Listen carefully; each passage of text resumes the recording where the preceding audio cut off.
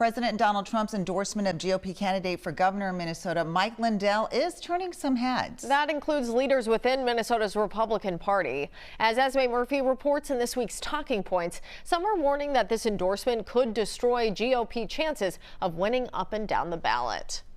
The most powerful man in the world needs only a social media platform to create shockwaves. President Trump's social media endorsement of Mike Lindell for the August 11th Republican gubernatorial primary is doing just that, but in some surprising places.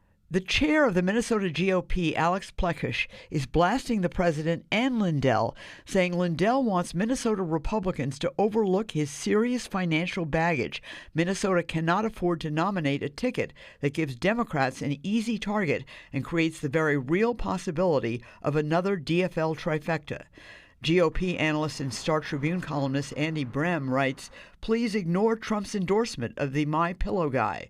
Republican analyst Amy Koch says Republicans fear that if Lindell wins the primary and is the GOP nominee, Republicans could lose everywhere. That all is not great news for down the ballot, is what we call it, for other Republicans. And for just from what I've seen, it will be a problem. Is it fair to say Republicans in Minnesota are worried? Well, I think that they're vigilant. Let's say that.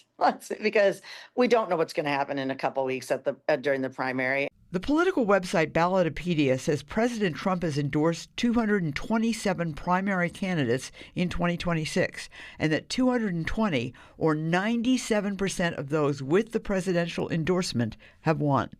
This changes everything, doesn't it? Fundamentally changes the race on the Republican side for governor.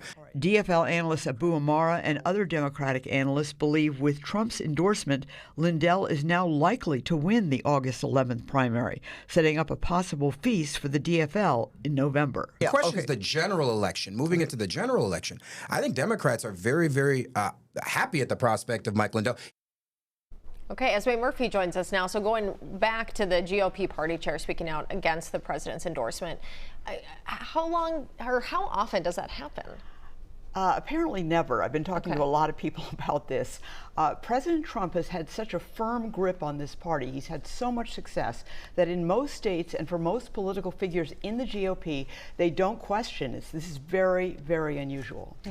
And do you know, Esme, if there have been any polls that show how Mike Lindell would do against Amy Klobuchar in the general election? You know, there have been more than one, and they all seem to show the same thing. Of the three Republican candidates, Kendall Qualls, Lisa Damoth, and Mike Lindell fares the worst against Senator Amy Klobuchar. Senator Amy Klobuchar beats all the Republican candidates, but Mike Lindell, she beats him by the greatest margin. And then is it true that if someone's at the top of the ballot, that can really impact down ballot races? You know, it really can. Some candidates, the rare candidate can energize people and get the vote out, and that will help that party down the ballot. Sure.